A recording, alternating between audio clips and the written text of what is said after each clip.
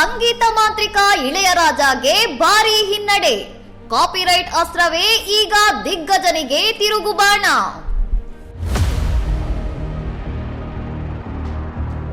ದೆಹಲಿ ಹೈಕೋರ್ಟ್ನಿಂದ ಸಂಚಲನದ ಆದೇಶ. ಇಳೆಯರಾಜ ವಾದವನ್ನು ತಳ್ಳಿ ಹಾಕಿದ ನ್ಯಾಯಾಲಯ. ಬರೋಬ್ಬರಿ 130 ಸಿನಿಮಾಗಳ ಹಾಡುಗಳ ಮೇಲೆ ಇಳೆಯರಾಜಗೆ ಯಾವುದೇ ಹಕ್ಕಿಲ್ಲ ಎಂದು ಖಡಕ್ ತೀರ್ಪು.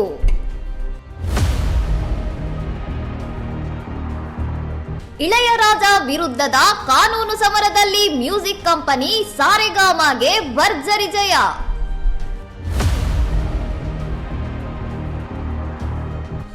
ಇನ್ಮುಂದೆ ನಿರ್ಮಾಪಕನೇ ಮ್ಯೂಸಿಕ್ನ ಮೊದಲ ಹಕ್ಕುದಾರ.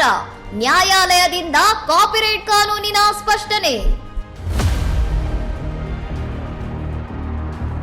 ಸಾರೆಗಾಮ ಒಡೆತನದ ಹಾಡುಗಳನ್ನು ಬೇರೆ ಆಪ್ಗಳಿಗೆ ಮಾರಿದ್ದ ಇಳೆಯರಾಜ ವಿರುದ್ಧ ಕೋರ್ಟ್ ಗರಂ.